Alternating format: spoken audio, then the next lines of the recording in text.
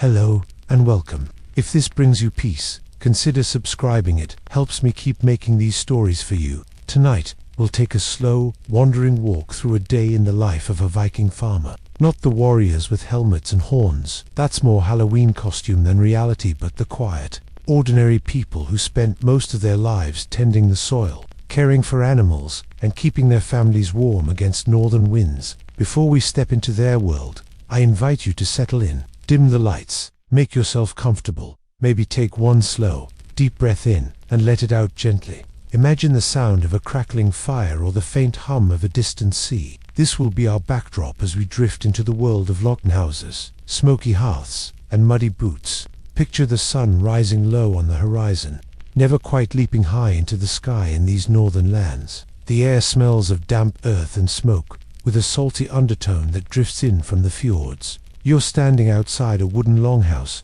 the kind built with timber frames and thick turf walls that keep warmth in and cold winds out. The roof is steep and thatched, dotted with moss, and sometimes even grass that makes the house look as if it belongs to the land itself. It is early, and the farmer's day begins before most of us would think about moving. Roosters crow, dogs stir, and the first hint of activity stirs inside. Inside the longhouse, the air is thick with a mix of scents: wood smoke, drying fish, and wool. The farmer stretches awake on a low wooden bed covered with animal skins. Beside him, his wife is already stirring the embers of the central hearth, coaxing a reluctant flame back to life. This hearth is not just the kitchen, but the heart of the home, where all warmth and cooking must happen. Sparks flicker, smoke curls, and soon the crackle of fire fills the stillness. Children shuffle in their woolen tunics, rubbing sleep from their eyes, eager to grab a hunk of yesterday's bread or a bit of dried meat before their chores.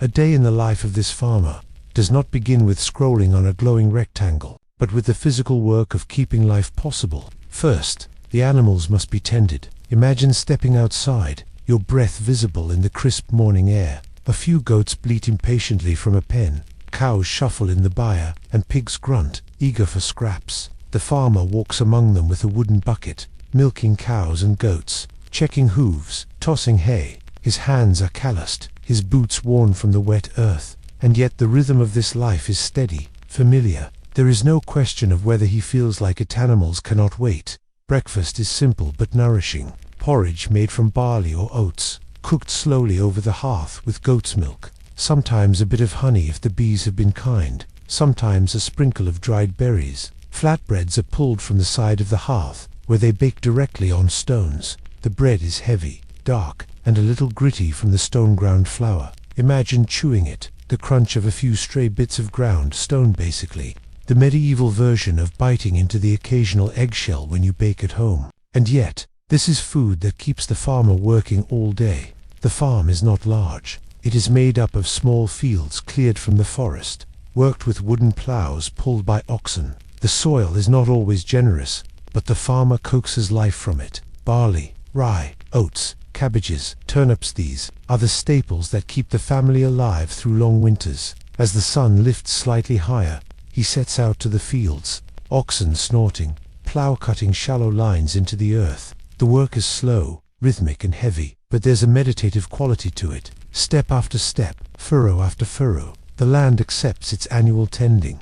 Around him, the landscape is alive with contrasts. Dark forests rise on the edges of the fields, thick with pines and birch. Fjords cut deep into the land, water glinting in the pale light. Somewhere in the distance, the sea sighs, carrying stories of ships and far-off raids. But here, on this farm, the focus is not plunder or glory, but survival. To be a Viking farmer is to live in two worlds, the one of legends and the one of muddy boots and aching backs. Children scamper around, doing their small chores, gathering wood, chasing chickens, fetching water from a nearby stream. They laugh, sometimes shirk their duties, sometimes play games with carved wooden toys. You can imagine the sound: small giggles carried on the wind, the thud of feet on packed dirt, a mother's stern voice calling them back to their tasks. Life is hard, but there is joy too, in the little things.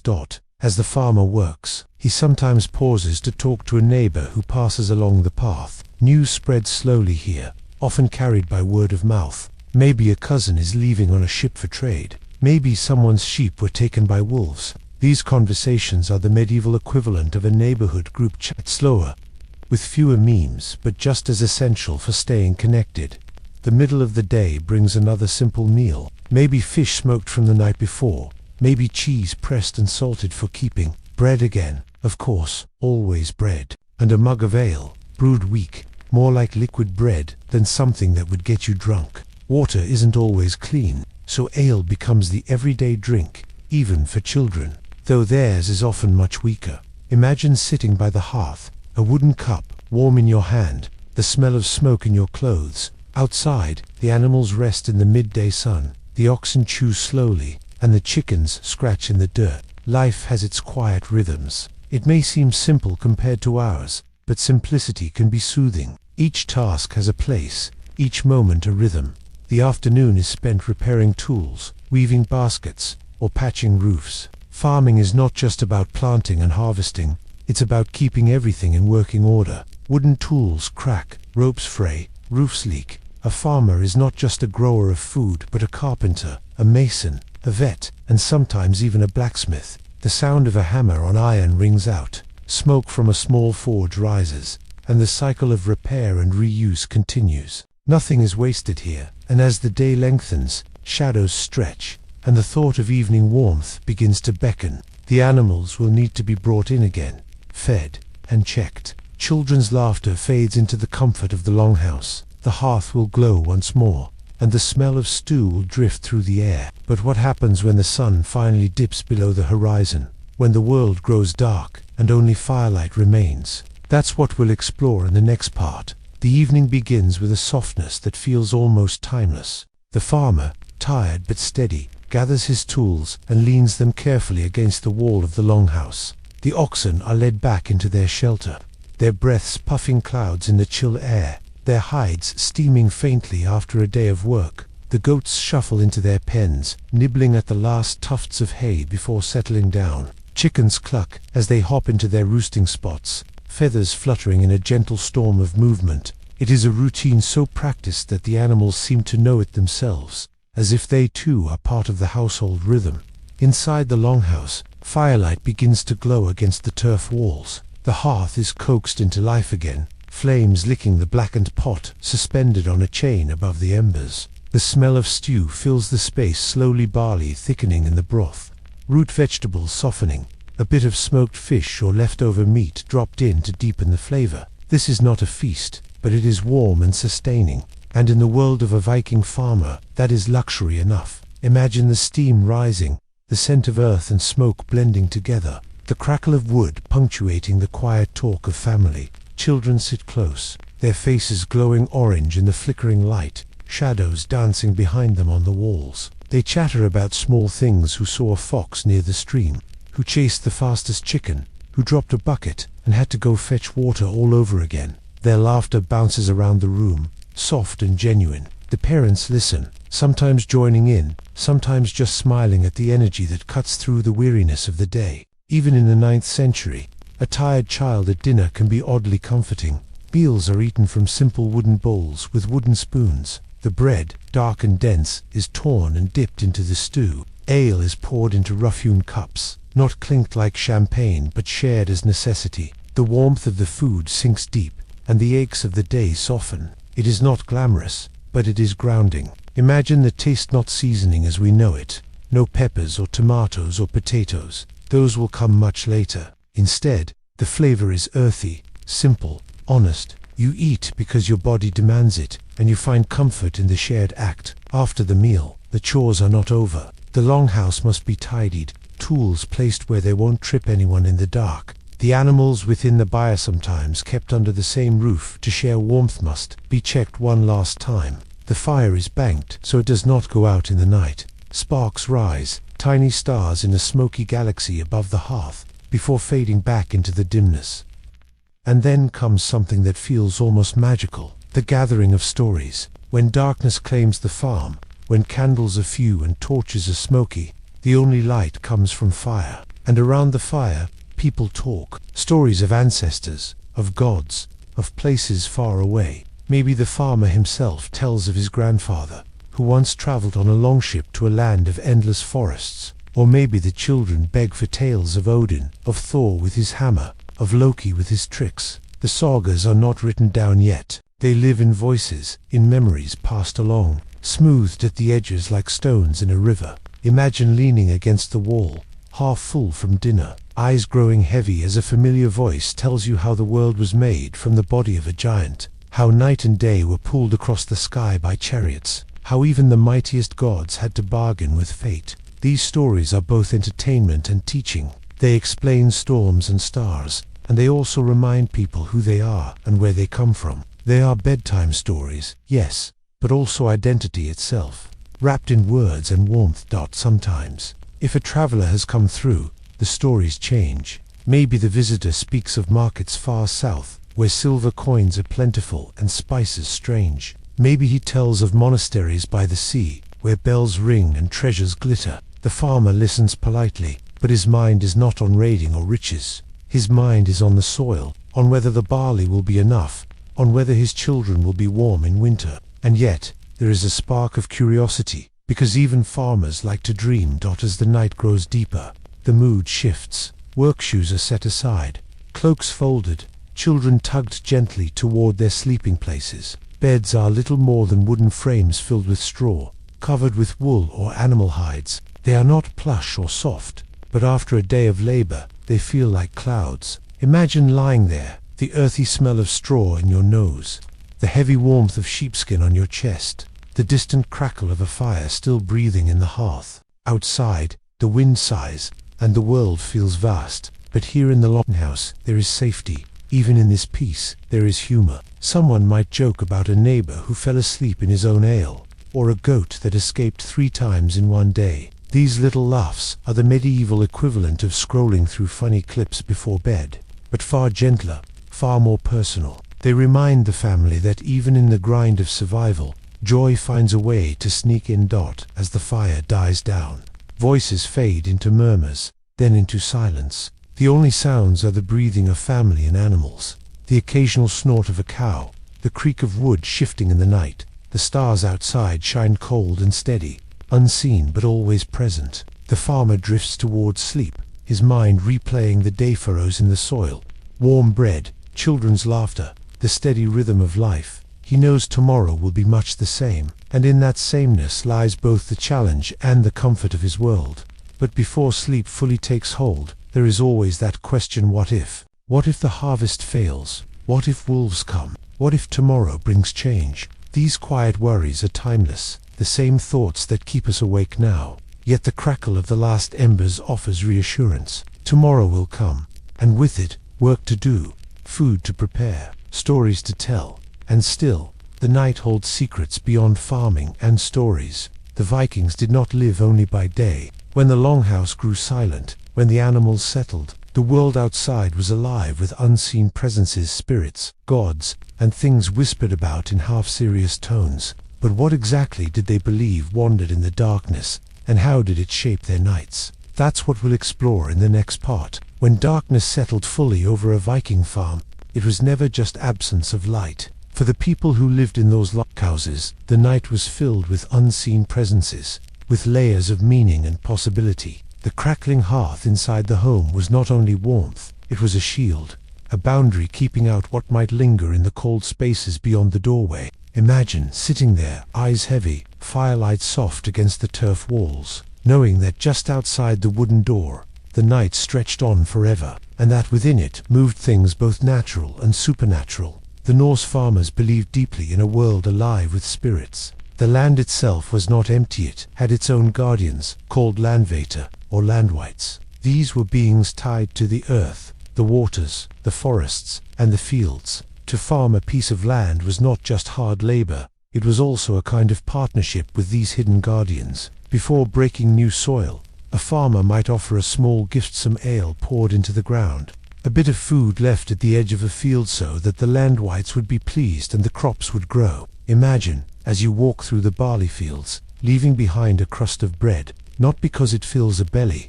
but because it feeds the unseen.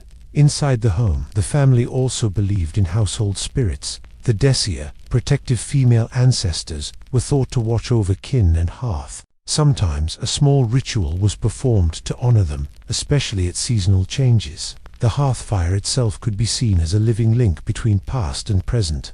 Every time sparks rose, they might be thought of as whispers from those who had gone before. So when a farmer's wife stirred the stew, or when a child warmed their hands, there was also a quiet sense of being in the presence of something larger than themselves. The night also belonged to the gods. The Vikings were polytheistic, their pantheon filled with complex, human-like deities. Farmers were most often drawn to gods connected to fertility and the land. Freya, for example, was especially important, tied to harvests, prosperity, and peace. A small carved figure of Freya might sit in the home, or offerings might be made at a local shrine. Thor, too, loomed large not only as a warrior god but as a protector of farmers. His hammer was believed to bless marriages, fields, and livestock. Imagine lying down at night, hearing thunder in the distance, and instead of fearing it, thinking of it as Thor riding through the sky, hammer flashing to keep giants at bay. Still, with all this divine protection, there were darker beliefs too. The Vikings were wary of Drog, restless dead, corpses that refused to stay in their graves. Stories told of them haunting farmsteads, guarding buried treasures, or terrorizing the living. To prevent this, burials were sometimes made with care, and certain rituals like placing heavy stones over the body or cutting nails were thought to keep the dead where they belonged. Imagine how the creak of wood at night, or the rustle of branches, might make a farmer's child pull the furs a little tighter, wondering if it was just the wind or something else entirely. Night was also when magic felt close at hand. Seer, the Old Norse form of sorcery, was practiced by certain people, often women called vat. They might be sought for visions of the future, for blessings, or for charms against illness. A simple farmer might not practice Sai himself, but he lived in a world where such power was acknowledged. When a child fell sick, or when animals behaved strangely, whispers of unseen influence might spread.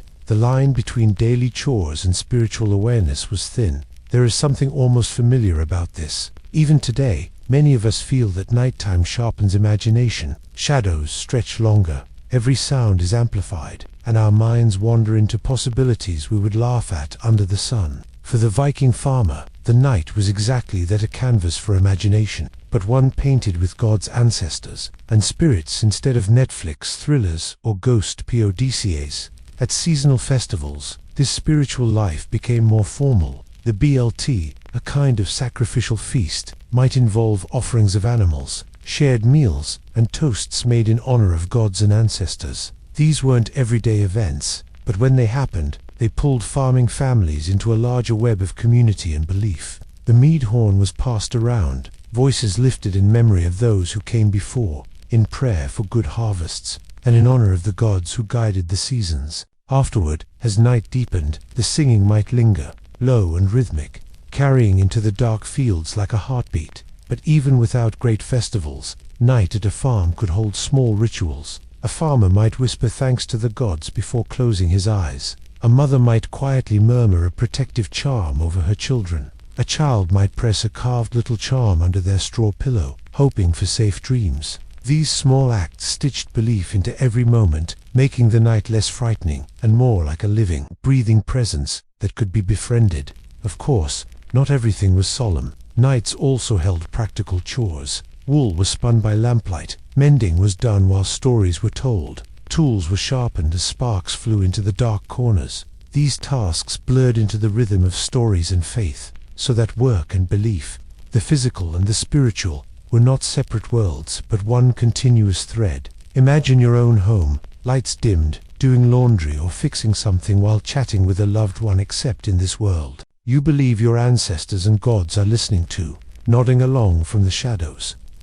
As the household grew quieter, there might be moments of silence so deep that every sound became magnified, the shift of a cow's weight, the crack of ice forming outside, the sigh of wind moving across the thatch. In those moments, the Viking farmer lived in a universe that felt both intimate and vast. The small glow of the longhouse was like an island in a sea of mystery, and beyond its warmth stretched a cosmos filled with both danger and wonder. Eventually, drowsiness overcame even the most restless mind. the belief in protective spirits, in Thor's hammer, in ancestors close by. These were comfort enough to surrender to sleep. But the night was not just for sleep, it was also for dreams. And in Viking thought, dreams themselves could be messages, sometimes from gods, sometimes from fate, sometimes from the restless dead. A dream of water might be read as a sign of journeys to come. A dream of wolves could be warning of danger. Farmers awoke with these images fresh in their minds,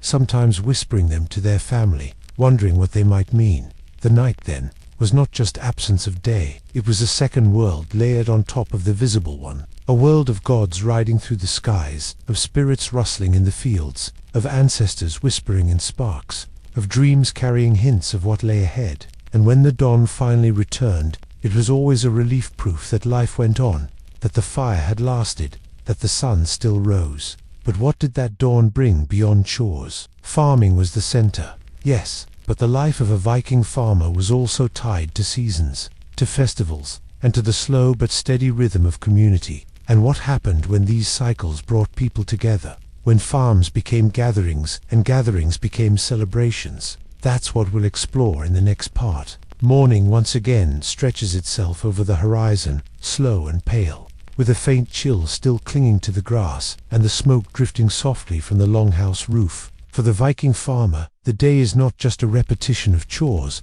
it is part of a larger rhythm, one that turns with the seasons and carries with it moments of gathering, feasting, and marking time. Farming life could feel endless in its repetition, but there were festivals that broke the cycle, pulling scattered families together into celebration. These occasions were as essential as bread and milk, because they fed not only the stomach, but also the spirit.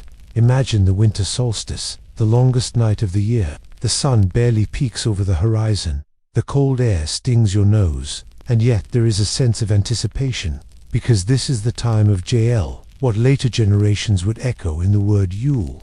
In a world without electricity, the longest night carried deep symbolic weight. The fear that darkness might never end was balanced by rituals that promised renewal. Fires were built, food was shared, and toasts were made. The farmer who spent most of his days worrying about the next harvest now found himself part of something bigger, gathered with kin and neighbors in a hall warmed by fire and laughter. At jail, sacrifices might be offered, not always the grand animals people imagines. Sometimes it was as simple as a goat, sometimes a pig, sometimes just portions of the food itself. The important thing was the sharing, bowls of stew, roasted meats, flatbreads and ale passed from hand to hand. Children would run between benches, cheeks pink with warmth, as the elders lifted horns of mead and recited toasts to the gods, to good harvests, to absent friends and family. The sound of voices grew louder as the night deepened, a hum of humanity against the cold silence outside. This was not a party in the modern sense, with glittering lights and playlists. It was steadier, slower, but no less joyful. Music came from simple instruments, a drum beaten with steady rhythm, a flute carved from bone, a harp whose notes shimmered in the smoky air. People might sing long verses that carried sagas and tales, the repetition both hypnotic and soothing. And though it was festive, it was also practical. These celebrations reinforced bonds. Farmers who might not see one another for weeks came together, strengthening ties that could mean survival in hard times. Imagine neighbors comparing notes about their fields, offering a spare tool, arranging a marriage, or just sharing laughter over a foolish goat story. As the seasons turned, other festivals brought their own flavor. In spring, when snow finally melted and the earth softened again, there was BLT to honor the gods of fertility, asking for good harvests. Farmers might lead their families to a local sacred grove, or a stone where offerings were made. Perhaps a bowl of blood from a sacrificed animal would be sprinkled on the ground, on the tools, even on the people, binding them to the cycles of life and growth. Though it may sound grim, it was also hopeful. Blood was seen as life, and life was what the soil needed to give back. Summer brought gatherings of a different sort. Long days meant more light, more work, but also more travel. Farmers might journey to markets, bringing wool, butter, cheese, or grain to trade for salt, iron, or cloth. Markets were alive with voices, with bargaining, with gossip. Imagine walking through rows of stalls, the smell of smoked fish hanging in the air, the clatter of iron tools laid out for inspection. the murmur of people catching up on the latest news. It was both commerce and community, a reminder that even isolated farms were connected to a larger world. These gatherings also meant stories traveled. News of raids, of kings' ambitions, of faraway lands trickled back to the quiet farmhouses. A farmer might hear about Greenland, or England, or even tales as distant as Byzantium. Most would never see these places, but hearing about them stirred the imagination. In the same way, we scrolled through images of places we may never visit. They listened wide-eyed to travelers' words, feeling connected to a grander stage. Autumn was a season of both relief and anxiety. The harvest was gathered, and if it was good, there was feasting and gratitude. If it was poor, there was worry and careful rationing. A good harvest might mean fresh bread, meat salted and stored, barrels of ale ready for the winter. A poor one meant long nights of hunger, stretching resources and hoping for trade. Either way, autumn marked the cycle turning again, and with it came smaller rituals, family meals held in gratitude, prayers whispered as the first frosts began to bite.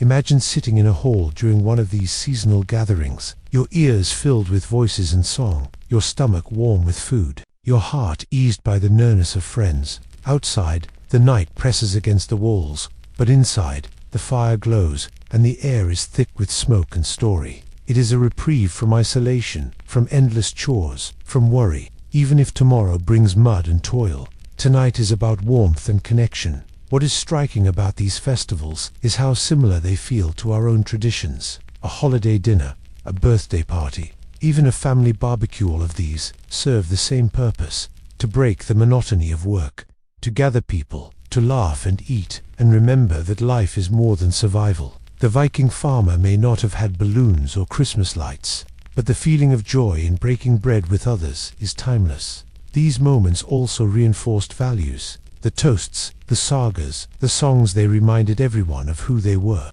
Stories of Thor's hammer protecting the fields, of Freya blessing the harvest, of ancestors who braved harsh winters. These were cultural glue, teaching children what mattered and reminding adults of their place in the cycle. Imagine a father's voice rising in a toast, children hearing not just words but identity itself. As the gathering wound down, people would stumble back to their farms or sleep on benches, wrapped in cloaks, dreams carrying them into strange lands. In the morning, smoke would rise again from the hearth, animals would need tending, and life would return to its rhythm. But for one night, or two, they had touched something larger, a reminder that even farmers in remote valleys were part of a living culture. The festivals marked the year like stepping stones in a river. Each one brought not only joy, but also purpose, carrying people forward across the seasons. And as the farmer returned to his fields, he carried those memories with him: the warmth of laughter, the strength of community, the quiet reassurance that the gods and ancestors were watching.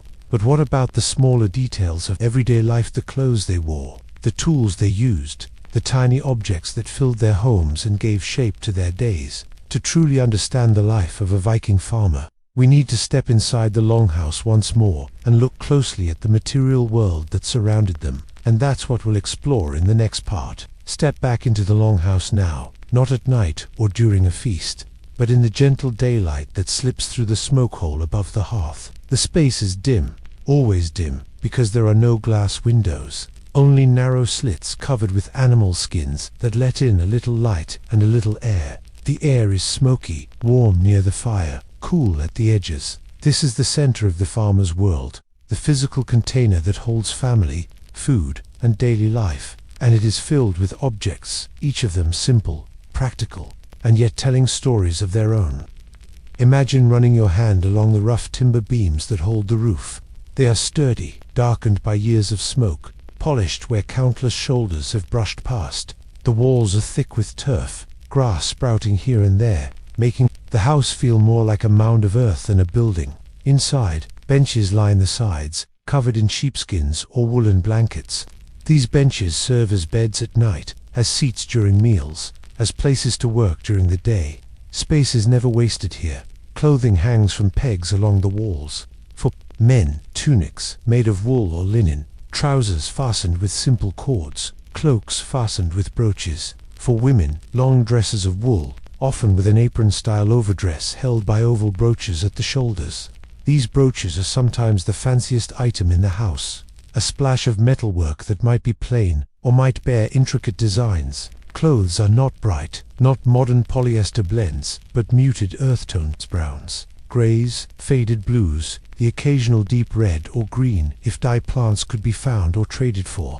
Wool itches sometimes, but it also keeps you warm, and that is what matters most. Children wear smaller versions of the same, often handed down and patched. The fabric is coarse but durable. Shoes are simple leather, stitched with care, often softened with animal fat to make them last longer in wet weather. In winter, everyone bundles themselves in cloaks and mittens, layers of wool, and sometimes furs if they have them. Picture the texture-heavy fabric that smells faintly of sheep. A cloak that scratches but shields you from biting winds. Tools lean against walls or hang from rafters. Wooden plows iron-tipped, if the family is fortunate. Axes with handles worn smooth from years of splitting wood. Sickle blades, knives, hammers. These are not specialized collections but multi-purpose, used for farming, for building, for butchering.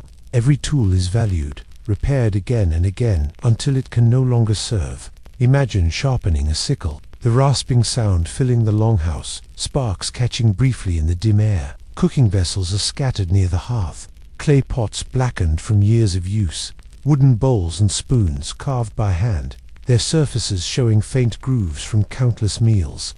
A single iron cauldron might be the prized possession of a household capable of feeding the whole family in one simmering stew. Food storage takes many forms: barrels filled with salted fish, sacks of grain, baskets of dried herbs. Every corner has its purpose. The smell is always a mixture: smoke, earth, wool, and the faint tang of stored food. Jewelry is rare in a farmer's home, but not absent. A bronze arm ring, perhaps, or a string of glass beads traded from faraway lands. These are worn not just for beauty, but for meaning. An arm ring might be a sign of loyalty, a gift from a chieftain. A bead might carry a story of how it was gained, perhaps in a market far away, perhaps through the hands of a traveling merchant. Imagine holding one, small and smooth, feeling the weight of distant lands in your palm. Everyday life also includes smaller items we rarely think about. Combs carved from bone or antler, used by both men and women to keep hair neat. Simple wooden toys for children: spinning tops, carved animals, little figurines. Needles of bone or iron, threaded with wool or flax, used constantly to mend and make. The rhythm of hands sewing by firelight is as much a part of life as ploughing fields. Without this quiet, endless work, clothes and sails and sacks would fall apart. The longhouse is not silent. The crackle of fire is constant. The shuffle of animals, cows or sheep brought inside for warmth, adds low background sounds. The occasional snort or rustle of straw. Chickens sometimes wander too close, chased back by children. Dogs curl in corners, half guardians, half companions. Their ears twitch at every sound outside. Their tails thump against the floor when someone scratches them. Imagine trying to fall asleep to this layered chorus, not silence but a living symphony of breath, fire, and fur. Though the home is modest, it is not without decoration. Patterns woven into textiles, carvings etched into wood, little touches that reflect both skill and a desire for beauty. Even in a world of survival, people take time to make things lovely. A carved knot on a spoon handle, a stitched border on a tunic, a spiral etched into the hilt of a knife. These are small acts of art woven into the fabric of everyday survival. Life inside the longhouse is crowded. Privacy as we know it hardly exists. Families sleep in the same space, work in the same space, eat in the same space. Conversations are overheard, arguments witnessed, joys shared. Imagine the warmth of belonging and the occasional irritation, both inevitable in close quarters. Yet within this shared space, bonds are strong. To be part of a household is to share everything: food, space, laughter, sorrow. Outside the longhouse, the farmyard holds more items that shape daily life. A wooden cart with wheels bound in iron, used for hauling hay or firewood. A grindstone, leaning upright, ready to sharpen tools and weapons. Fish drying racks, strips of cod stiff in the air. A pile of firewood, neatly stacked, waiting for winter's demands. These are not luxuries, but lifelines. Every object is a piece of survival's puzzle. And as you look at all these things, you begin to realize how different this world is from ours. Today we live with clutter objects for every purpose, sometimes never even used. For the Viking farmer, every item had value.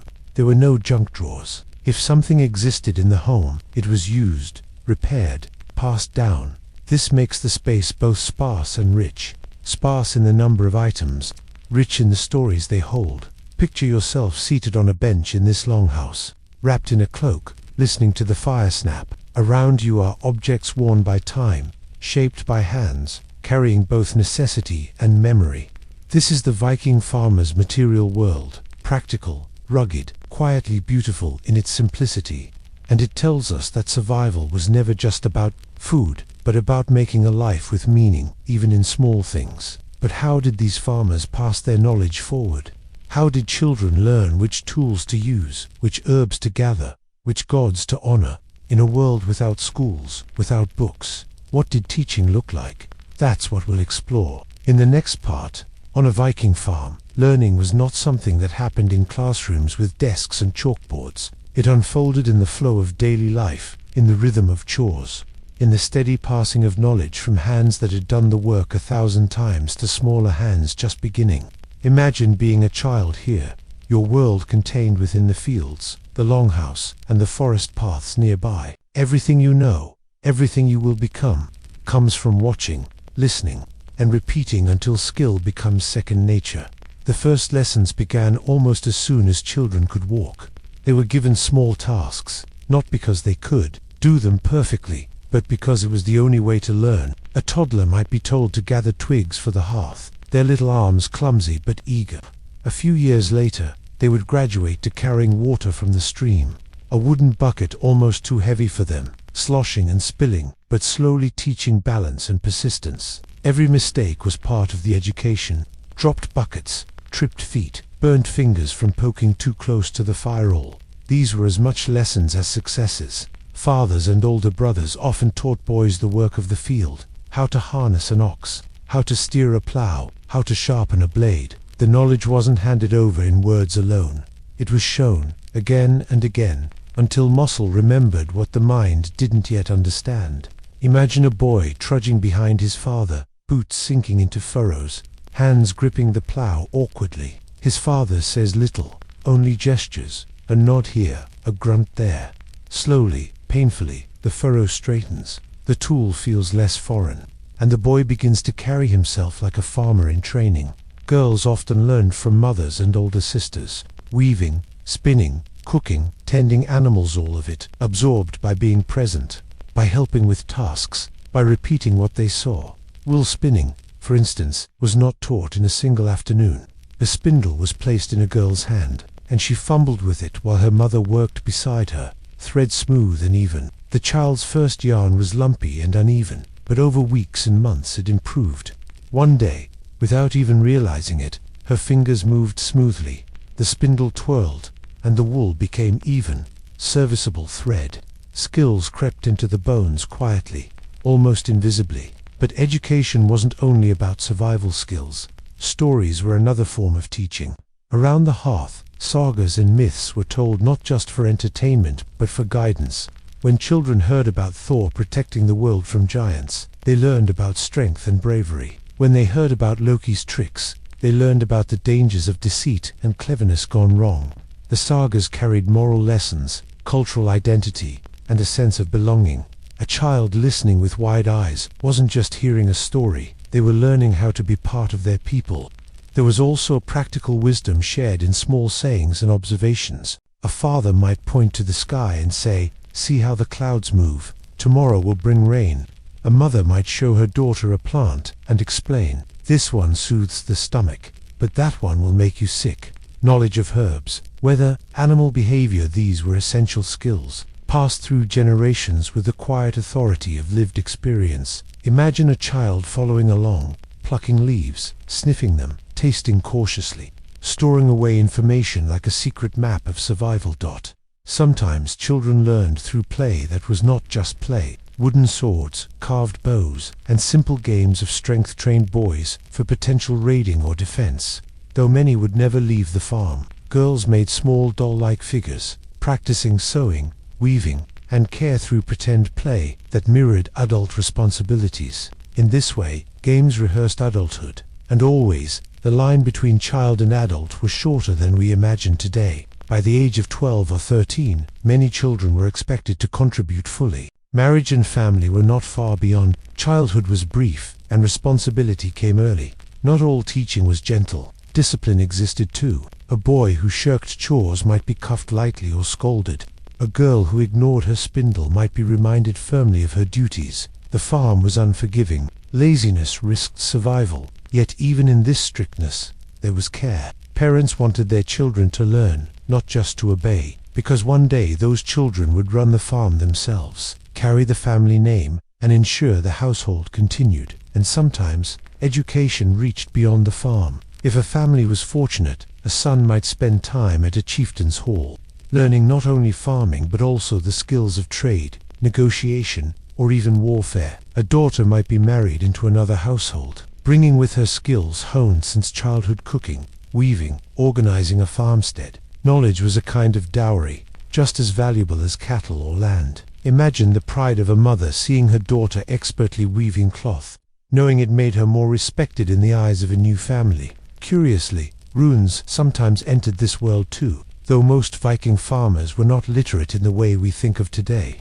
Runes were used for inscriptions, charms, and markers. A boy might learn a few runes from a traveling trader or a local wise person. Carving a simple rune into wood could feel like magic, like speaking to the gods themselves. Literacy wasn't common, but symbols carried weight, and knowledge of them was a kind of power.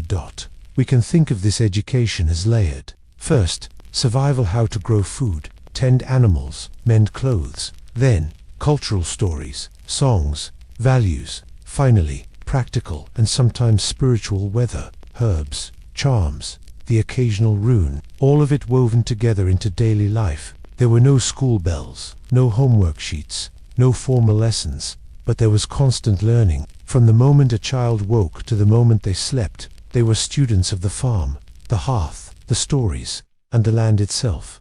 If you pause for a moment, you might realize how similar this still feels. Many of us remember watching a parent cook, helping in the garden, or being told small sayings about weather or luck. We may not milk cows or spin wool, but we inherit wisdom in the same way, passed through hands, through stories, through presence. The Viking farmers' children simply lived in a world where this was their only education, and it had to be enough. By the time a child grew to adulthood, they were ready. They could plow, weave, cook, care for animals, tend a household. They could tell the stories, recite the prayers, and pass them on. Education was not about preparing for exams, but about preparing for life, and that life was demanding. Every bit of knowledge mattered, but even with all this learning, life was never secure. Farming in the Viking Age was hard, uncertain, and often at the mercy of nature. Storms, poor harvests, and harsh winters were always threats. How did farmers cope with those challenges,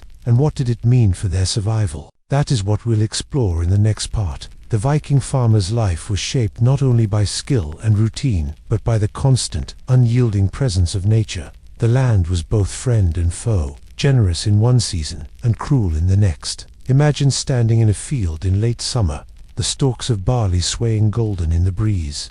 A moment of relief after months of hard work. But also imagine standing there in early spring, staring at soil still frozen, wondering if the season will be kind, if the crops will sprout in time, if the gods will smile or turn away. Every year was a gamble, every harvest a test. The soil itself posed challenges. In some places, it was thin and rocky, requiring constant effort to coax food from it. Farmers cleared stones, plowed shallow furrows, fertilized with manure, and prayed that the rains would come. Not too little, not too much. Too much rain meant rot and disease. Too little meant shriveled stalks and empty barns. There was no irrigation system, no safety net, no grocery store around the corner. Imagine lying awake at night, listening to the rain hammering on the roof, hoping it would stop before it drowned the fields, or lying awake in silence, wishing for a drop to fall. Animals too were both blessing and burden. Cows provided milk, but they needed feeding through long winters,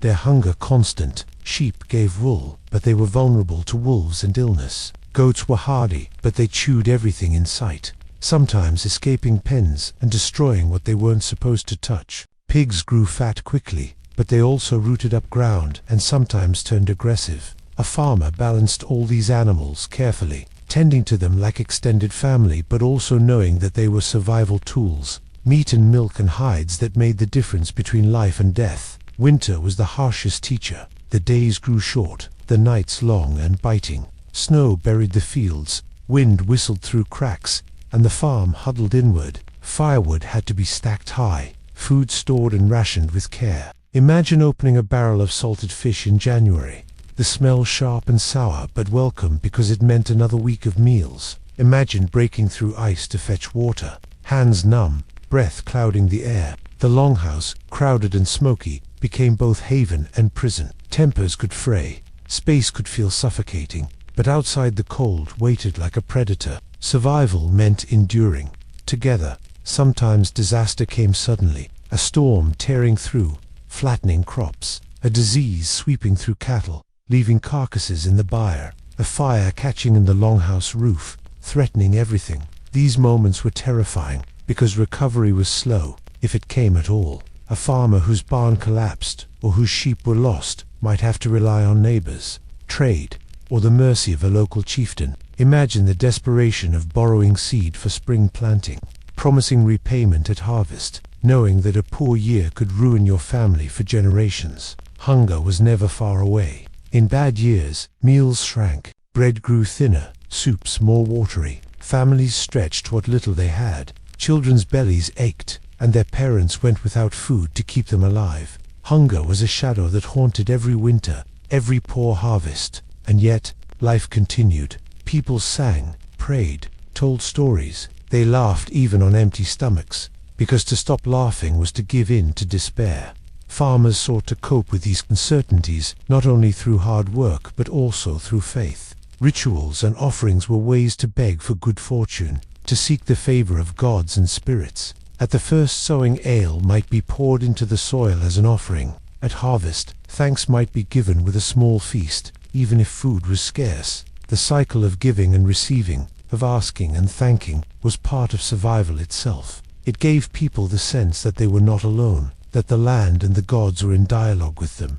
Community also mattered. No farm was truly isolated. Neighbors helped one another, shared resources, and supported each other in crises. If wolves killed one family's sheep, another might lend a ram to help rebuild. If a barn collapsed, hands came together to raise it again. These bonds weren't just kindness, they were survival strategies. Today, we might think of insurance policies or government aid, but for the Viking farmer, neighbors were the safety net. Imagine the relief of seeing others appear on the horizon after a storm, axes and shovels in hand, ready to help. Still, not every challenge was about disaster. Sometimes it was simply the grind of endurance, the endless repetition of chores, the physical wear on the body, the small injuries that never quite healed, a back aching from plowing, hands rough and cracked, knees stiff from kneeling at looms or in fields. There were no painkillers, no doctors beyond folk healers with herbs and charms. Illness was frightening, because a single infection, a broken bone, could turn deadly. Survival was not just about strength, but about resilience, the ability to keep going, to accept discomfort as part of life. And yet, despite all of this, beauty existed too. Imagine a clear morning after a storm, the fields glittering with frost, the air sharp and clean. Imagine the relief of the first green shoots breaking through soil in spring, a promise of food to come. Imagine a child's laughter echoing through the farmyard, even when cupboards were nearly bare. These small joys were what sustained people, reminders that life had sweetness, even in struggle. It might be tempting to think of the Viking farmer's life as only hardship, but to them, it was simply life. They didn't measure comfort against the ease of central heating or supermarkets. They measured it against last year's hunger, last winter's storms, and the hope of next season's harvest. To have enough food, enough wood, enough warmth, that was happiness. Anything beyond that was luxury. The farmer's resilience came not only from endurance but from connection to the land, to the gods, to neighbors, to family. Every challenge was shared, every triumph. Survival was not solitary but collective. and that collective bond is what carried them through. But life wasn't only about farming, festivals, and survival. Beyond the fields and the longhouse, there were larger networks of trade, of politics, of occasional raiding. Even the quietest farmer was tied to a bigger world, whether through markets, taxes, or the distant echoes of ships. What happened when a farmer stepped beyond his land, when his barley and wool found their way into faraway hands? That's what we'll explore in the next part. Though the Viking farmer's life was rooted in soil and seasons, it was never entirely cut off from the wider world. Even the most modest farm had threads that stretched outward, pulling it into the currents of trade, politics, and sometimes even conflict. Imagine standing in a small farmyard, looking at goats and chickens and bundles of wool, and realizing that these humble products could, through layers of exchange, end up shaping the fortunes of people far away. Markets were the first link in this chain. A farmer might rise early, load a cart with goods cheese wrapped in cloth, skeins of wool, butter in wooden tubs, dried fish, maybe even a pig or a calf, and set out toward a seasonal market. The journey could take hours or even days, along rutted tracks through forests or across fjords by boat. Imagine the creak of the cartwheels, the steady plod of oxen, the farmer wrapped in his cloak against the wind, knowing that the effort of this trip might determine whether his family had iron tools or salt for winter.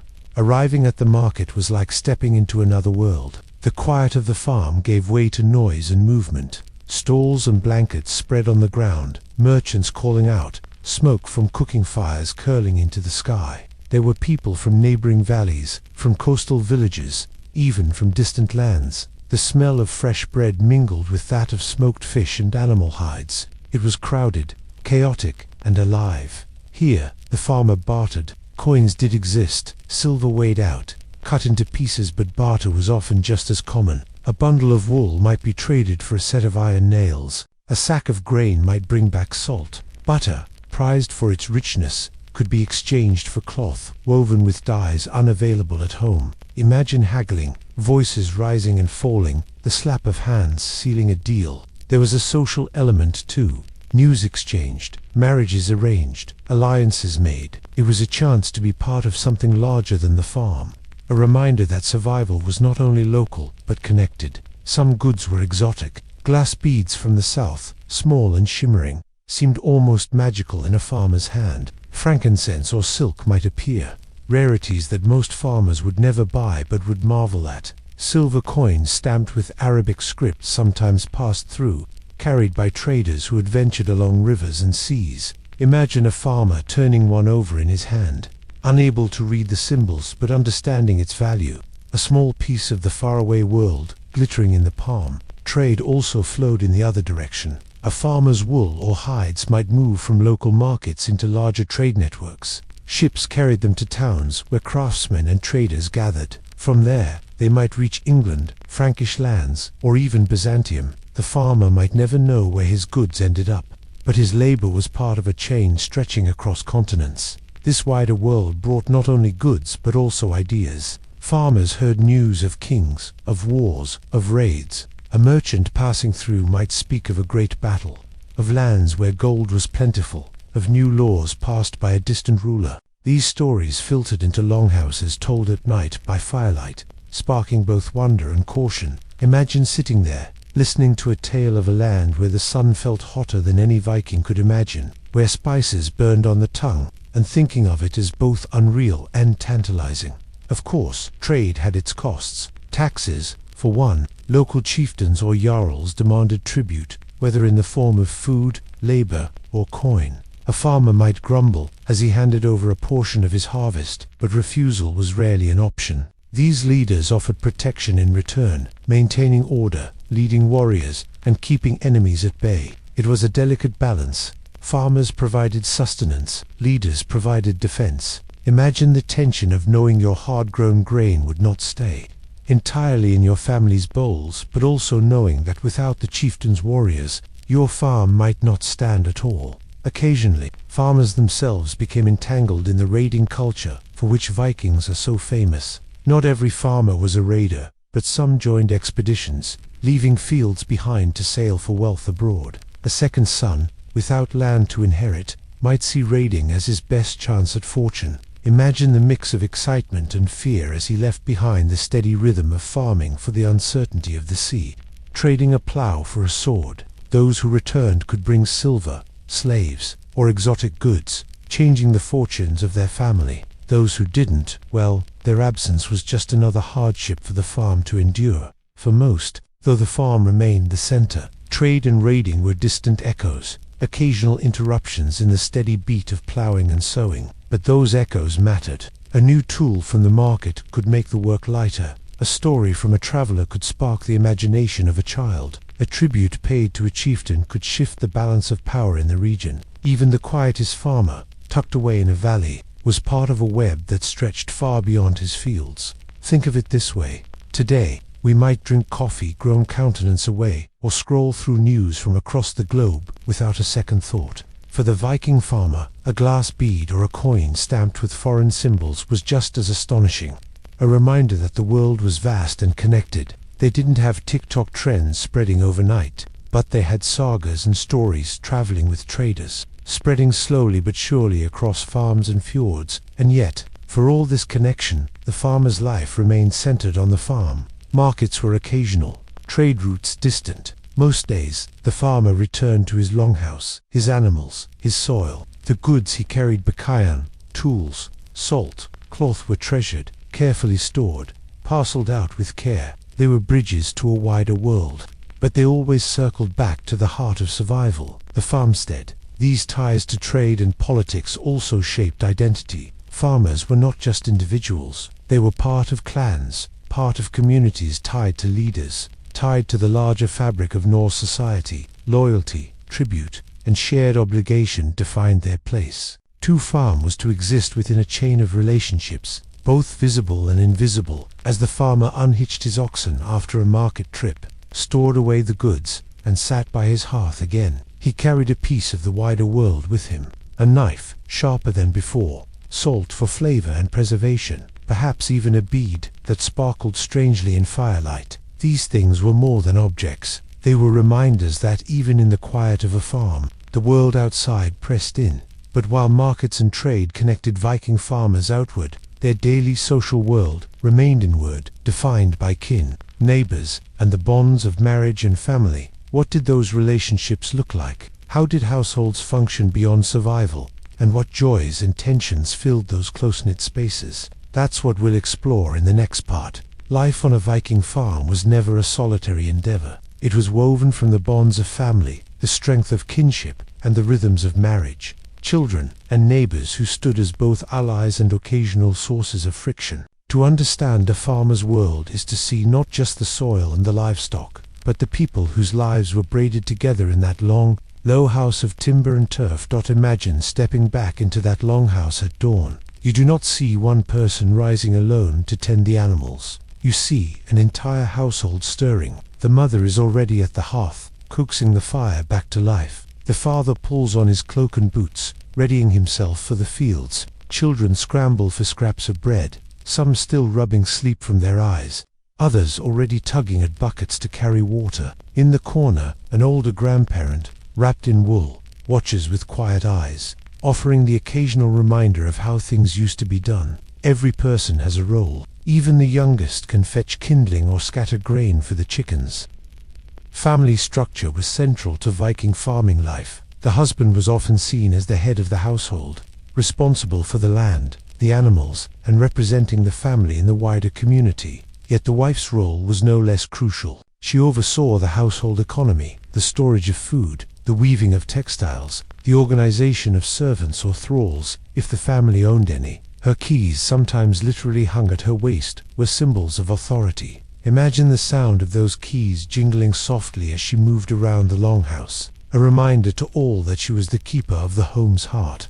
Marriage itself was not only about love, though affection certainly grew in many unions. It was also an alliance between families, a way to secure property, strengthen ties, and ensure survival. A farmer might arrange for his son to wed the daughter of a neighbor, sealing the bond with shared land rights or livestock exchanges. Weddings were marked with feasting and toasts.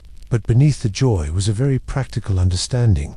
Marriage meant continuity, stability, and the merging of resources. Imagine two families raising their cups together, the firelight flickering across faces both joyful and calculating, everyone understanding that this bond was as much about the farm as about the couple. Children were both joy and necessity. They meant laughter in the longhouse, little voices asking endless questions, but they also meant hands to help with chores and heirs to continue the farm. Infant mortality was high, and mothers often bore many children to ensure that some survived. Each child was celebrated, named in ceremonies that often drew on ancestors, tying the new life into the long chain of family. Imagine a baby swaddled in wool, placed near the hearth, the parents whispering a name aloud, one that might carry echoes of a grandfather or an aunt, a reminder that no one truly left the family as long as names were spoken.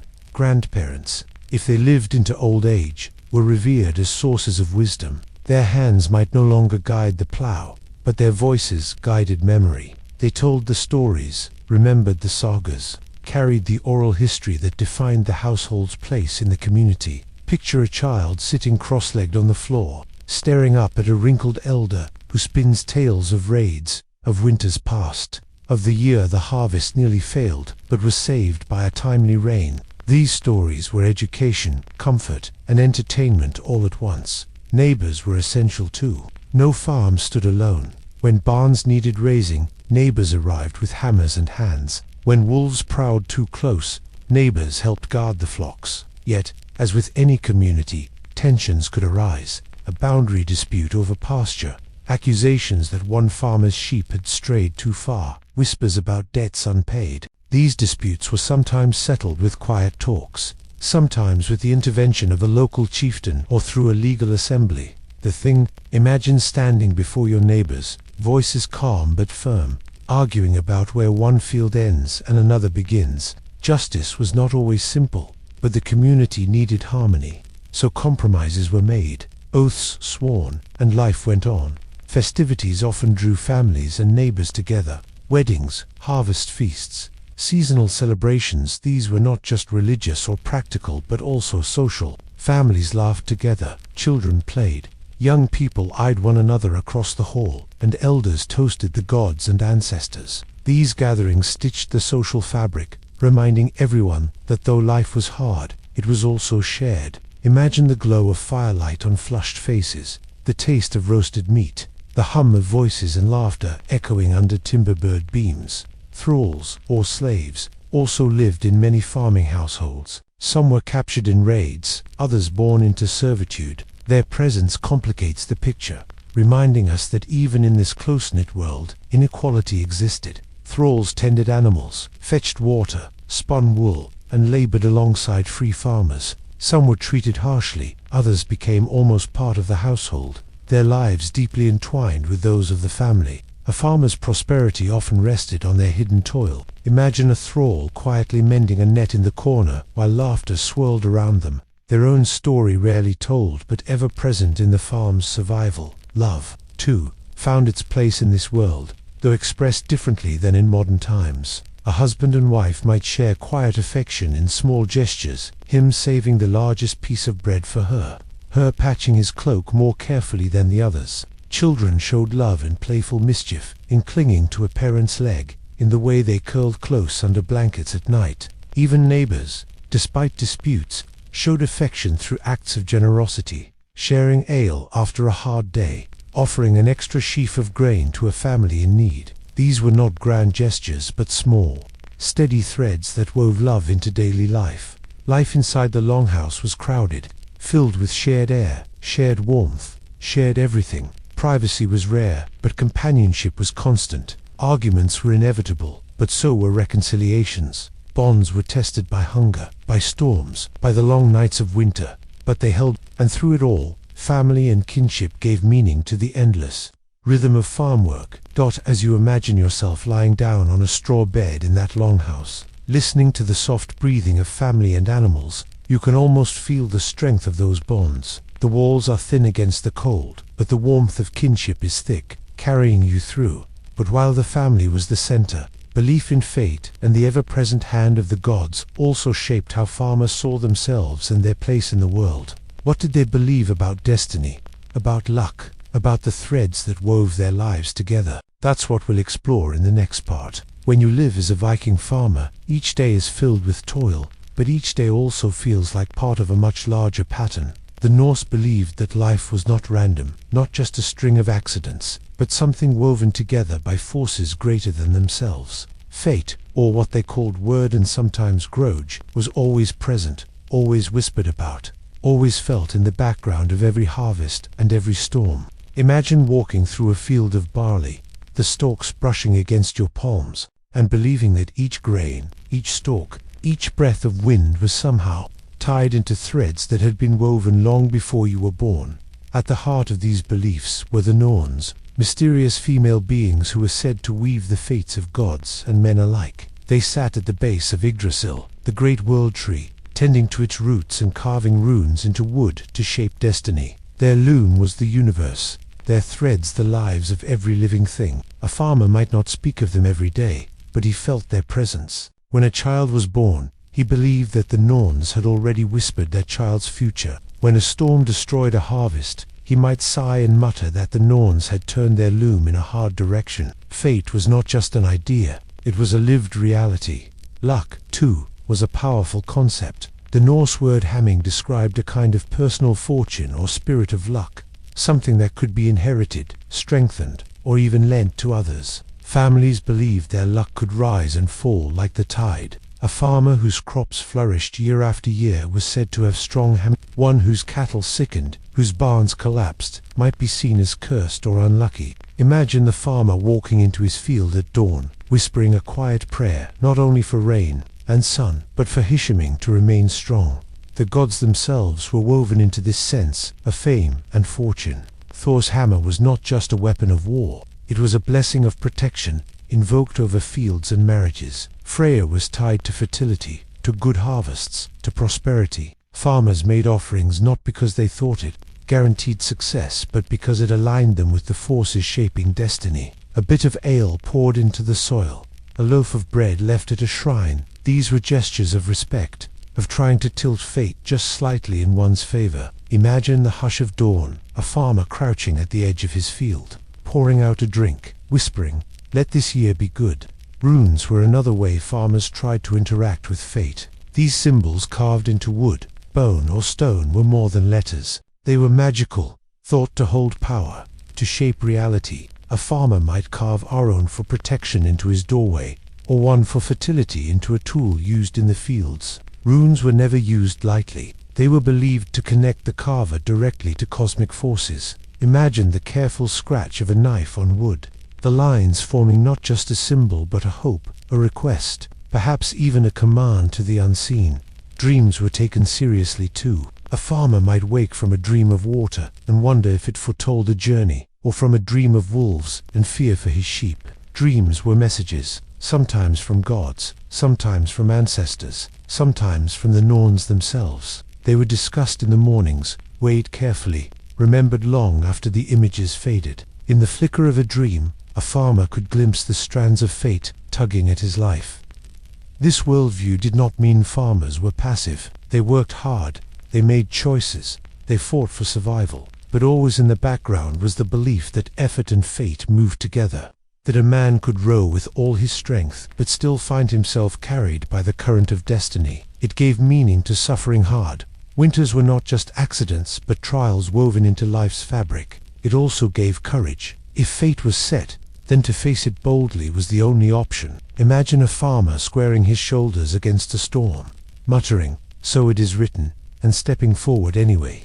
Even small gestures were shaped by these beliefs. An axe laid carefully at night, not left haphazardly, because tools held spirits. A greeting offered to a neighbor, because words carried luck as much as deeds. A charm hung by the doorway, carved bone or twisted thread, because protection was not only practical but spiritual. These everyday acts were threads themselves, woven into the fabric of fate, binding the household to both gods and destiny. There was also the idea of honor, deeply tied to fate. To live with dignity, to keep oaths, to support family and neighbors. These were seen as ways to walk in alignment with the threads. Spun by the Norns, dishonor could unravel luck, break bonds, weaken a family's A farmer who lied, who cheated, who shirked duties might not only damage his reputation, but also harm the fortune of his descendants. Imagine sitting at a feast, listening to an elder remind the young that an oath broken was not just shameful, but dangerous, pulling at the threads of fate in ways that might haunt generations. It is fascinating to see how these beliefs mirror our own in quieter ways. Today, we speak of luck, of fortune, of destiny. Even if we don't believe in Norns at the base of a cosmic tree, we make small rituals, crossing fingers, knocking on wood that echo the Viking farmer's charms. We, too, tried to make sense of chance, to give shape to uncertainty. For the Viking farmer, these beliefs were not superstitions tucked into the edges of life. They were the framework of existence, the lens through which every sunrise and storm was understood. Imagine yourself now, lying on the straw bed of a Viking longhouse, listening to the crackle of embers. Outside, the wind hums. You think of the Norns at their loom, pulling threads through eternity. You'd think of Thor's hammer riding on thunderclouds. You think of your own Hemminger, wondering if it is strong, if it will carry your children safely through winters to come. Sleep feels less like drifting away, and more like stepping into another layer of fate, another weaving of threads. And yet, within all of this cosmic seriousness, there was room for laughter. Fate might be set, but humor softened its edge. Jokes about goats, teasing neighbors, stories of Loki's mischieful of it, reminded farmers that even in a world ruled by destiny, there was joy. Because what is life without laughter? Belief in fate, in gods, in luck and honor, shaped every breath of a Viking farmer's life. But those beliefs did not erase the need for community justice, for rules and laws that kept order when disputes arose. When fate tangled lives together, how did farmers untangle disagreements? What happened when words or fields clashed? That's what we'll explore in the next part. For the Viking farmer, the world was not only about crops, animals, and fate. It was also about rules, agreements, and the delicate balance of justice that kept neighbors from turning into enemies. Imagine living side by side with other families, your fields brushing against theirs, your animals sometimes straying across invisible boundaries, your children playing together one day and bickering the next. Without order, even small disputes could turn into feuds, and so the farmers turned to a system of law that was surprisingly sophisticated, rooted not in written codes, but in memory, ritual, and community consensus. At the heart of this system was the thing, that legal assembly where free men gathered to settle disputes, make decisions, and affirm laws. The thing was not just a court, but also a gathering, a place where farming communities came together to air grievances and preserve order. Picture a wide field, perhaps near a mound or a grove of sacred trees. Men arrive on foot, by horse, even by boat. If the thing is near a fjord, they carry their cloaks against the wind, their axes at their belts. Though the thing itself is meant to be a place of peace, a circle is formed, voices rise, and the process begins. Disputes brought to the thing could be about nearly anything. One farmer's cow had trampled another's crops. A man accused his neighbor of failing to repay a debt. Someone claimed another had cut more hay than his share of meadow allowed. Sometimes the cases were more serious: theft, assault, even killing. Each case was heard in turn, witnesses called, oaths sworn. Oaths were no small matter. To swear falsely was to risk not only shame but the wrath of the gods, who despised broken promises. Imagine a farmer standing before the circle, hand on a hilt or a sacred object, speaking words carefully, his reputation hanging on every syllable. Laws themselves were remembered by law speakers, men chosen for their wisdom and ability to recite the rules of the land. In Iceland, for example, the law speaker was required to recite a portion of the laws allowed at each gathering, ensuring they were never forgotten. These men were like living libraries, their memories the safeguard of justice. Picture one standing tall in the assembly, voice carrying across the crowd, recounting the rules that governed fields, marriages, and property, weaving order from memory. Punishments varied. For minor disputes, compensation was common. A farmer might owe silver, livestock, or grain to his neighbor if found at fault. This system of fines was meant to restore balance, to heal rifts rather than inflame them. Imagine handing over a cow, heart heavy but relieved that the quarrel is resolved without bloodshed. For more serious crimes, exile was possible. A man who killed unjustly might be declared an outlaw, stripped of protection,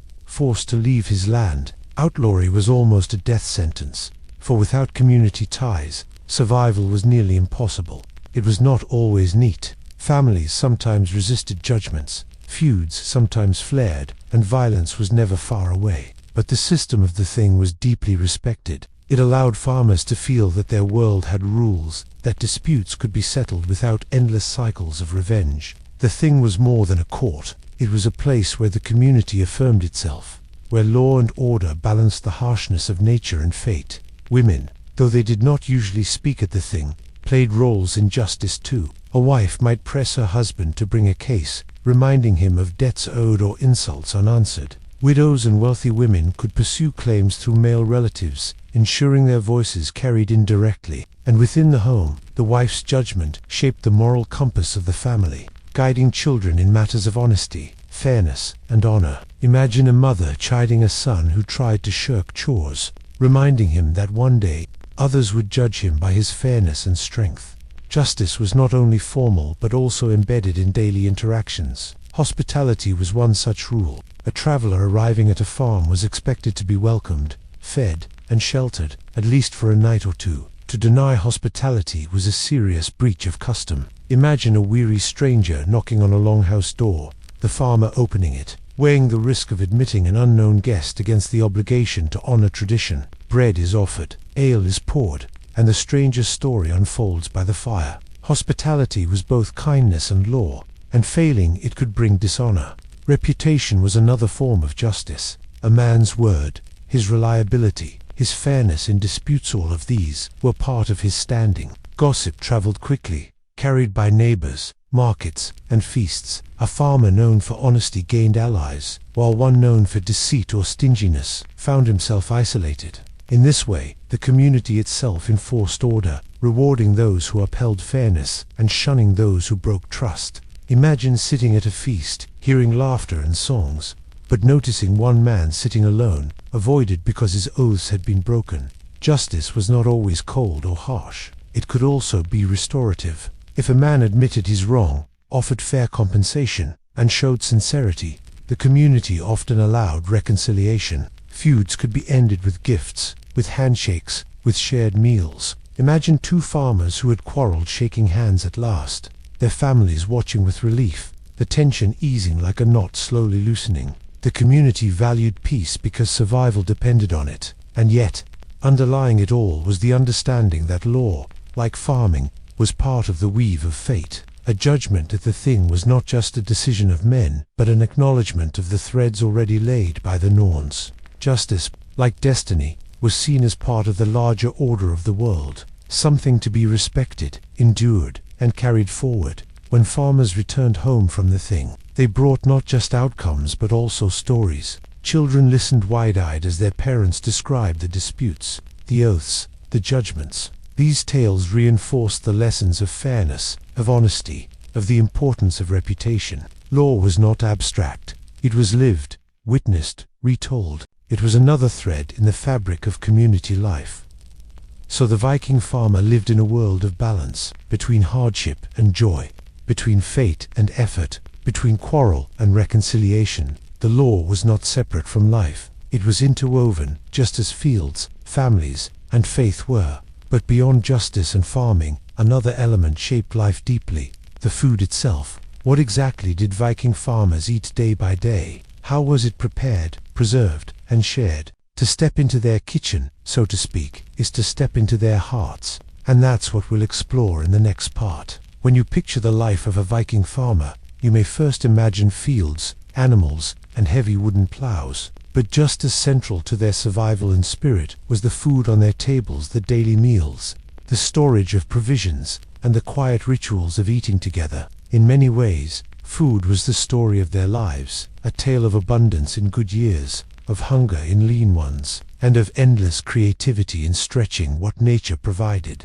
Start with bread, the most common staple. Viking bread was not fluffy or soft as we know it today. It was dense, heavy, and often a little gritty, since grinding stones shed small particles into the flour. Imagine biting into a slice that crunches faintly, as though a pebble hid inside, a reminder that every meal carried the taste of labor. Bread was usually made from barley, oats, or rye, grains better suited to the northern climate than wheat. Flatbreads baked directly on hot stones were common, easy to cook and quick to eat. They were carried to the fields, dipped in broth, or spread with butter. Speaking of butter, dairy products were central to the farmer's diet. Cows and goats provided milk, which was consumed fresh, but more often turned into butter, cheese, or buttermilk to last longer. Butter was salted to preserve it, stored in barrels, and treated almost like treasure in the depths of winter. Cheese came in many forms, soft when fresh, harder as it aged. Children grew up with the tang of goat cheese and the richness of cream as everyday flavors. Imagine a farmer breaking bread, smearing it with butter thick as his thumb, savoring it as if it were a feast. Even though it was routine, meat was eaten, but it was not as frequent as stories of feasting might suggest. Cattle, sheep, and pigs were valuable alive, providing milk, wool, and labor, so they were not slaughtered lightly. Meat often came from animals that had grown old, or from pigs fattened quickly. Goat, mutton, and pork were common, while beef was rarer. Poultry provided eggs more often than meat, though chickens and geese sometimes made their way into the pot. Hunting supplemented this with venison, wild boar, or birds, while fishing was vital, especially along coasts and rivers. Dried fish, salted herring, smoked salmon, these filled barrels and racks, forming the backbone of winter supplies. The smell of fish, sharp and salty, lingered in every corner of Viking storage rooms. Vegetables were humbler but essential. Cabbage, turnips, onions, peas, and beans were staples, hardy plants that could grow in short northern summers. They were stewed together with barley and bits of meat, forming thick soups that could simmer all day over the hearth. These stews were the Viking slow cooker, bubbling gently as people came and went, ladled into bowls whenever someone grew hungry. The taste was earthy, sometimes bland, but comforting, filling bellies with warmth and strength. Fruit and berries added variety when the season allowed. Apples, if stored carefully, could last into winter. Berries, bilberries, lingonberries, cloudberries, were gathered in the wild, eaten fresh or dried, sometimes mixed into porridge. Honey was the only sweetener, precious and rare, harvested from hives or found in wild nests. Imagine the delight of a child given a piece of honeycomb. Sticky fingers and wide eyes, savoring sweetness that might not come again for months. Drinks played their role too. Water was available, but often not trusted, especially in crowded settlements. Instead, ale was the daily drink, brewed weak, more like a nourishing liquid bread than an intoxicant. It was safe and filling. Children drank it too, in diluted form. Stronger ale or mead-fermented honey was reserved for festivals and feasts. Wine was a rarity, imported at great expense, more likely to be found in a chieftain's hall than a farmer's cup. Imagine lifting a wooden mug of ale, cool and cloudy, tasting faintly of grain and smoke, the flavor of ordinary life. Preservation was key to survival. Summer and autumn abundance had to stretch through long winters. Meat was salted, smoked, or dried. Fish hung on racks, stiffened by wind and cold. Butter was stored in barrels, sometimes buried in cool earth. Grain was threshed, dried, and stored in pits or barns. Every task in late autumn was tinged with urgency. The knowledge that every loaf, every salted slab, every barrel could mean the difference between survival and starvation in February. Picture a family sealing a barrel of butter, hammering the lid down, and tucking it into a corner of the longhouse as if it were gold.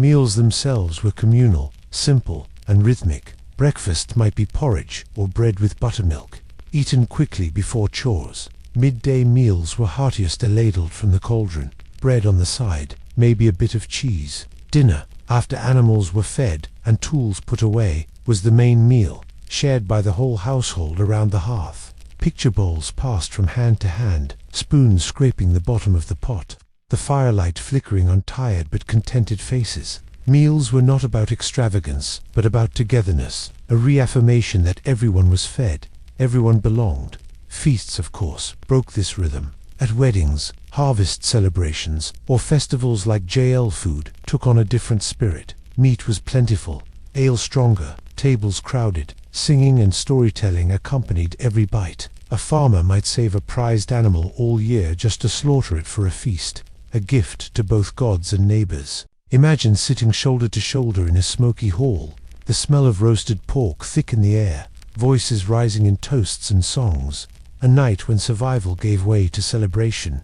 Even utensils told stories. Wooden bowls and spoons were everyday fare, but a family with wealth might own metal knives or decorated drinking horns. Eating was practical, but it could also be ceremonial. To raise a horn of mead and drink in honor of ancestors was both nourishment and ritual. Every sip connected the farmer to family, to gods, to the threads of fate. The Viking farmer's diet, then, was not glamorous, but it was sustaining. It was rooted in the land and sea, in what could be grown, hunted, or traded. Every bite carried the effort of plowing, fishing, preserving. Every meal was a quiet reminder that survival was built one loaf of bread, one bowl of stew, one barrel of fish at a time. And yet, food was not only for the body. It also carried meaning: rituals, offerings, the symbolic act of sharing with gods and spirits. What happened when farmers turned meals into sacred acts, when they invited the divine to their table? That's what we'll explore in the next part.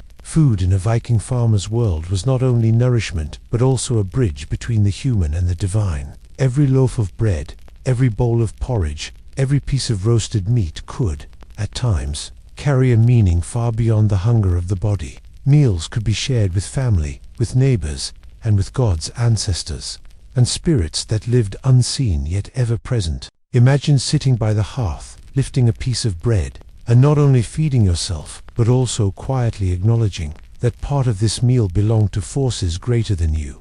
Offerings were the most common way to blend food and faith. Farmers would sometimes set aside a portion of their meal bread, butter, milk, or eland, leave it outdoors or at a small shrine. This wasn't wasteful in their eyes, but respectful, a gesture to the landwights, the spirits of the earth, to ensure that fields remained fertile and herds stayed healthy. Picture a farmer kneeling at the edge of his barley field at dawn, pouring out a cup of ale onto the soil, whispering thanks for last year's harvest and hope for the next. To him, this wasn't symbolic, it was a direct conversation with the forces that shaped his survival. Seasonal rituals gave food a larger stage. At midwinter, during JL, farmers and their families joined neighbors in sacrifices and feasting. Animals might be offered to the gods, their blood sprinkled on the ground, on tools, on the people themselves, believed to bring blessing and renewal. The meat of the sacrificed animal became part of the feast,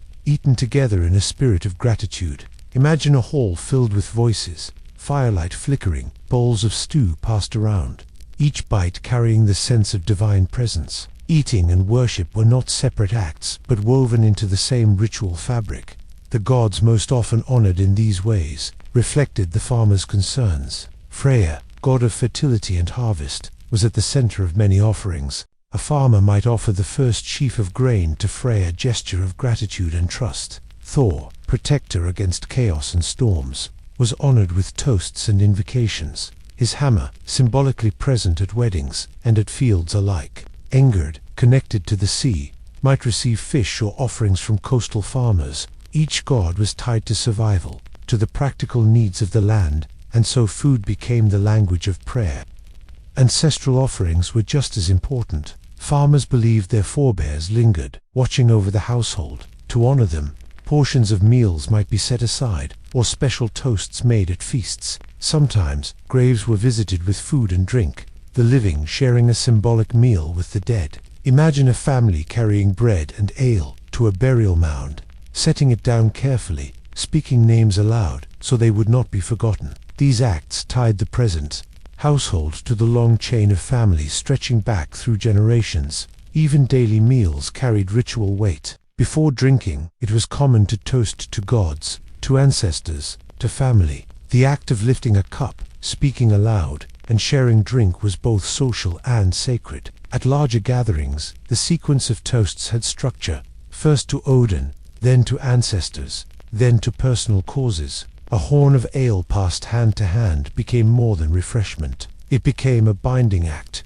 a reminder of shared bonds and shared faith. Food also carried protective symbolism. Bread might be placed on thresholds or in cradles to ward off evil. Herbs were tucked into food or drinks as charms against sickness. Honey, precious and sweet, could be offered as both medicine and sacrifice, believed to carry healing and sacred power. Imagine a mother stirring herbs into broth for a sick child, whispering words that blurred the line between remedy and prayer. The act of feeding became an act of guarding, of weaving safety into every spoonful at feasts. Ritual and joy blended seamlessly. A roasted boar might be paraded into a hall, symbolizing prosperity, then carved and shared among all present. Farmers who ate at such feasts weren't just filling their bellies, they were participating in an affirmation that the community was blessed, united, and strong. Laughter, songs, and clinking cups were not distractions, but part of the ritual itself, an acknowledgement that joy was sacred too. Imagine the hum of voices, the warmth of bodies packed together, the taste of food that carried both celebration and sanctity. Even scarcity had ritual responses. In hard winters, when food was short, farmers sometimes turned to small symbolic offerings: a crust of bread, a spoonful of broth given, despite hunger, as if to remind the gods and spirits that, even in need, respect remained. These gestures carried hope that fortune would turn, that spring would bring renewal. It was a quiet defiance against despair, a way of saying, we are still here, still grateful, still trusting. Interestingly, many of these practices echoed through daily life in small, almost unnoticed ways. The act of sharing food itself was sacred. To sit down at the hearth and eat together was to affirm the household bond. No one ate entirely alone if it could be helped. Even thralls, though in lower status, often shared in meals, bound into the household through the same food. Imagine a pot of stew simmering all day, bowls ladled out as each person came in from chores. Everyone connected by the same simple broth. Ritual also gave shape to transitions. At weddings, bread and ale symbolized union, shared between bride and groom. At funerals, food was offered to the dead and to the living mourners, binding both worlds together. Every stage of life was marked not by abstract words, but by the sharing of food and drink. The longhouse table was both altar and hearth, sacred and ordinary at once. It's striking to notice how familiar this feels. Today, we still mark holidays with meals, still bake bread for family gatherings, still toast with drinks at weddings. The Viking farmers' rituals remind us that food has always been more than fuel. It is connection, memory, and meaning, served in bowls and mugs. To eat together was to live together, to survive together, and to honor what lay beyond human reach. So when the Viking farmer lifted his spoon at dinner, when he tore bread to share with a child, when he poured ale into the earth, he was not just feeding he was feeding bonds with gods, with ancestors, with neighbors, with fate itself. Every meal was a prayer in its own way, whispered not with words but with taste and nourishment. But even with rituals and offerings, there were moments when the night stretched long and the shadows grew deep. What did Viking farmers believe about the afterlife, about what waited beyond the fields of earth? What comfort or fear did they carry when they thought of death? That's what we'll explore in the next part. For a Viking farmer, death was never far away. It hovered at the edges of every winter, every childbirth, every sickness, every raid or quarrel. Life was harsh, survival uncertain, and so thoughts of what lay beyond the grave carried enormous weight. To the farmer, death was not an end but a passage, a doorway into another kind of existence, one shaped by fate, by deeds, and by the unseen choices of gods and spirits. Imagine tending the soil each day, knowing that one day your own body might rest beneath it, your name spoken in the smoke of the longhouse, your memory woven into the sagas of kin. Burial was the first step in this passage. Farmers were laid to rest with care, sometimes in simple graves dug into the earth, sometimes in larger mounds if the family had the means. The dead were often placed with objects they might need in the next life: tools, weapons, jewelry, food, even animals in some cases. A farmer might be buried with a sickle, a knife, a piece of bread, or a drinking horn, small reminders of the world he knew. Imagine standing by a fresh mound of earth, family gathered solemnly, each person placing something meaningful, lock of wool, a carved bead, so that the dead would not walk empty-handed into the next world. For wealthier farmers or chieftains, burials could be more elaborate. Ship burials, though rare, left deep impressions in Viking memory. A boat might be pulled onto land, filled with possessions, and covered with earth to form a mound. Even a modest farmer might dream of such a send-off, though most would only ever hear tales of them. Still, the idea of the ship as a vessel into the afterlife lingered in everyone's mind. a symbol of journeying beyond the known seas. The afterlife itself was not one single place. For warriors, Valhalla loomed large, the great hall of Odin, where those who died bravely in battle would feast and fight until the end of days. But for farmers, Valhalla was not the most likely destination. Most people were thought to go to Hel, the realm of the dead ruled by the goddess Hel, daughter of Loki. Despite the modern association of the word with suffering, Hel was not necessarily a place of torment. It was simply where the dead dwelled, a shadowy, cold world, but one where life continued in a quieter, dimmer way. Imagine a farmer picturing himself tending fields even in death, a reflection of the life he had always known, only softer, slower, under grey skies. Some, however,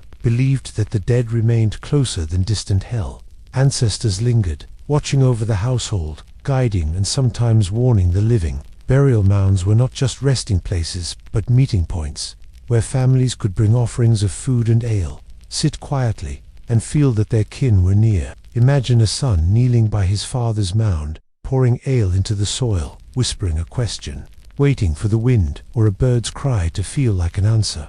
There were darker beliefs too. Not all the dead rested peacefully. Some became Draugr, restless beings who rose from their graves to haunt the living. Stories told of Draugr who guarded treasures, terrorized farms, or spread sickness. Farmers took precautions to prevent this. Stones laid heavy on bodies, nails clipped before burial, weapons placed carefully so the dead could not rise in anger. Imagine the hush as a body is lowered into the earth, family members making quiet gestures, whispering charms, hoping to ensure rest rather than return.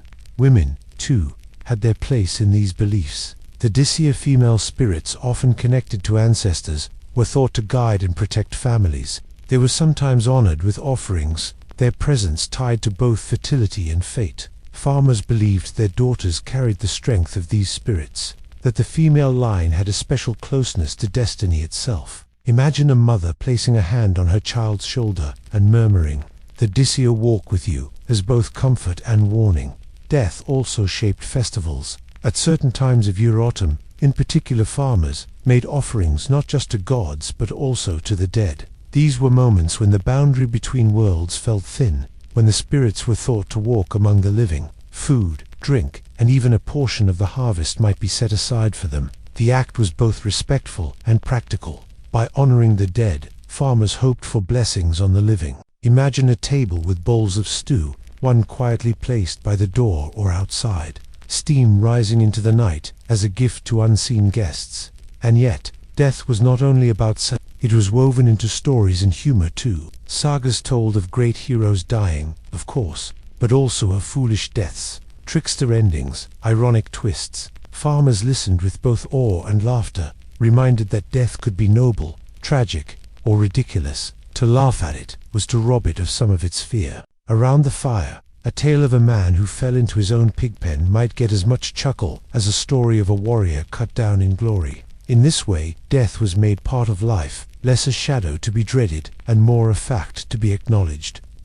For children, death was explained through story and ritual. They grew up watching funerals, hearing names recited, learning that to be remembered was as important as to be alive. Memory kept the dead close. A name spoken, a story retold, a grave visited. All of these made sure that ancestors remained part of the household. Imagine a child tracing the carved lines on a wooden grave marker, repeating the name aloud, and understanding in that moment that forgetting was the true end. In many ways, these beliefs comforted farmers in a world where death was never far away. A failed harvest, a harsh winter, a sudden illness, any of these could claim a life quickly. But to believe that death was a journey, a continuation, a chance to join ancestors or dwell in another world, gave hope. Even if the body withered, the spirit endured. It is worth pausing here, in our modern minds, to notice how much we still share with them. We still bring flowers to graves, still speak names aloud, still hold on to the hope that death is not an end but a change.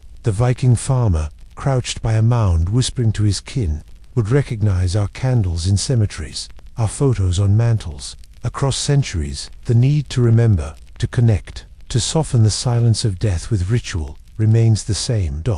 So as the Viking farmer lived each day with plows and bread, He also lived with this awareness of death, sometimes feared, sometimes laughed at, always acknowledged. He carried it in his mind when storms rose, when children coughed, when food ran low. And he carried comfort too, in the belief that the dead never truly left, that they lingered in fields, in hearth smoke, in memory. But what about the quiet moments at the very end of the day? After chores, after meals, after stories, what did peace look like when the longhouse settled into sleep, when fire embers dimmed, when the farmer closed his eyes at last? That final rhythm of rest, and the reflections it inspires, is what we'll explore in the last part. At last we come to the quietest part of the farmer's day, the moment when the longhouse settles into stillness and the world outside is blanketed in darkness. The chores are finished, the animals are fed, the embers glow faintly in the hearth, and the air grows heavy with the soft sounds of breathing, shifting straw, and an occasional snort from a cow or goat, housed inside for warmth. Imagine yourself lying on a bed of straw covered with furs, the earthy smell of wool all around, your body sore from labor, but finally at ease. This is the time when life slows into reflection, when even a Viking farmer, so rooted in the physical grind of survival, can let his thoughts wander toward meaning. Sleep is precious in this world. The days are long, the work unrelenting, and fatigue presses down like a constant companion. Yet sleep is not just rest, it is also a journey. Farmers believed dreams could be messages from gods, ancestors, or fate itself. A dream of water might mean a journey lies ahead. A dream of wolves could warn of danger to the flocks. A dream of a feast might promise prosperity or, sometimes, serve as an omen of death. Each night, when eyes closed, the mind stepped into a realm that blurred with the spiritual, a nightly reminder that human life was never cut off from larger forces. In these last moments before sleep, families often whispered. Parents might talk softly about tomorrow's tasks, which field needs tending, which tool needs mending, whether the weather will be kind. Children asked questions, their voices drowsy. Why does Thor's hammer make thunder? Will Freya help the barley grow taller? What happened to grandfather's spirit? These questions were not always answered directly, but the whispers themselves stitched bonds tighter, closing the day in gentleness. Imagine the murmur of voices fading as one by one they drift into dreams, the longhouse turning into a shared cocoon of silence and breath. Outside, the world continued. The wind tugged at the turf roof, owls hooted from the forest, waves lapped against distant shores. But inside, the farmer's life was folded inward, safe within wooden beams and thick turf walls. This sense of enclosure, of warmth within the vast cold, was deeply calming. The farmer might lie awake for a few moments, staring at the flicker of firelight against rafters, listening to his wife's steady breathing, feeling the weight of children nestled nearby. He knew tomorrow would bring the same labors, the same cycles, but for now, there was only stillness. In this quiet, reflection crept in. Farmers thought of the land, of how their hands shaped it, and how it, in turn, shaped them. They thought of kin, living and dead, of children's laughter and ancestors' whispers. They thought of gods who rode thunderclouds, of spirits who guarded fields, of fate woven by unseen hands. Each night was a pause in the great weaving of life, a breath before the next turn of the loom. Imagine lying there, heart slowing, mind loosening, and feeling yourself part of something timeless and vast, a thread in a fabric that stretched across generations. We, too, know this rhythm. At the end of our busy days, even filled with screens and noise, there comes that moment when lights dim, when we lie back and listen to the quiet. Our questions echo theirs. Will tomorrow be kind? Will my loved ones be safe? What does it all mean? The Viking farmer's longhouse might be different in scent and sound, but the heart beating inside it was not so unlike our own. As you picture this scene, the longhouse dark, the fire low, the farmer's family asleep, you may feel a softness wash over you. This is not the clamor of warriors or the thunder of raids. This is the real heartbeat of Viking life. The farmer, the family, the fields, the cycle of days marked by bread, by animals, by stories and sleep. It is humble, it is steady, and it is profoundly human. Tomorrow, the farmer will rise again, pull on boots, still damp with dew, lead animals from their stalls, and begin the work of coaxing life from stubborn soil. He will sweat, he will laugh, he will curse at goats and smile at children. He will sit by the hearth and eat bread that crunches with the grit of stone. He will honor gods, remember ancestors, argue with neighbors, and end the day once again in this same bed of straw. Life is never easy, but it is whole, it is meaningful, it is lived fully in each small act. And as you drift off tonight, remember this: the Viking farmer's world was shaped by survival, by community, by belief, but also by the same desires we carry now: to be safe, to be remembered, to share laughter and food, to leave something behind for the next generation. Across centuries, that thread has never broken. We may have traded smoky longhouses for quiet bedrooms, ox-drawn plows for glowing screens, but the longing for connection, for purpose, for peace at the end of the day remains unchanged. So close your eyes, breathe deeply, and let the rhythm of their world carry you into rest. Picture the soft glow of embers, the rustle of straw, the steady pulse of life lived simply and bravely, and let yourself be part of that long chain, just for a little while, as you drift gently into sleep. If this brought you calm, subscribe so we can share another journey together. Comment where you're listening from tonight. Love seeing how far this sleepy little community reaches, and maybe share this with someone who thinks they'd survive a day in medieval times. For now, rest easy. The farmer sleeps, the fire breathes low, and the night stretches wide and kind, until the dawn comes again.